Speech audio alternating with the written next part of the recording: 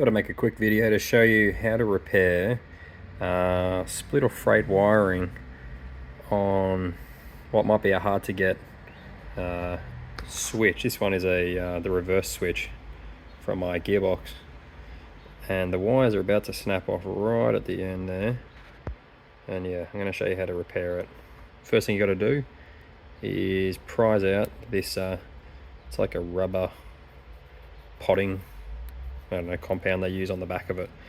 So I'm going to get a flat blade screwdriver in there and pry up underneath there, maybe a Stanley knife, peel it back.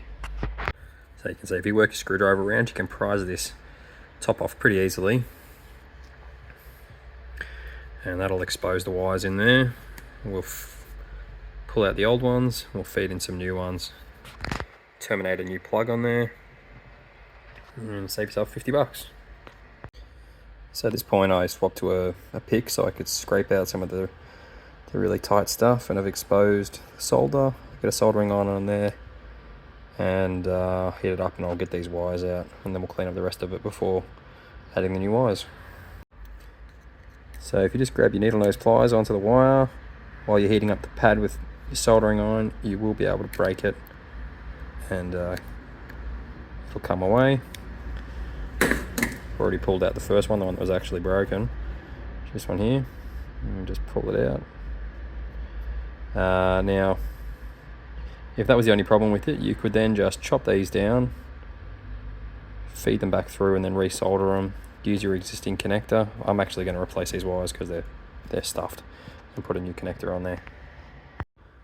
So after desoldering those wires, I've gone through and I've cleaned out whatever else I can of the urethane that's in there. And now I've fed some new wires through.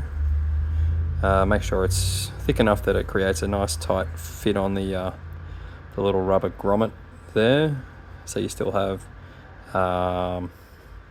protection from water ingress. And I pull them through so I've got enough to work with. I'm going to strip these ends, make them nice, and then I'll pull them back through, line them up with their terminals, and then hit it with some solder.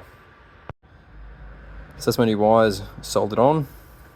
Make sure they're not going to come off, nice and strong. And I've just flushed everything out with some contact cleaner. This, as I said, this is a reverse switch.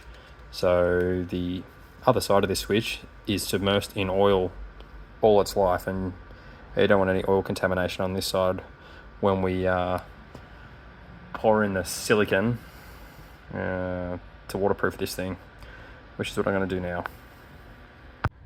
And that's the finished product. I just used a little bit of Permatex Ultra Grey that I had kicking around the shed to get a nice smooth finish on the top. I put a latex glove on and then spray the finger with a bit of Windex, and you can dab it and smooth it off and make it look a bit nicer. And then it's going to leave that for 24 hours to dry, and should be good to go.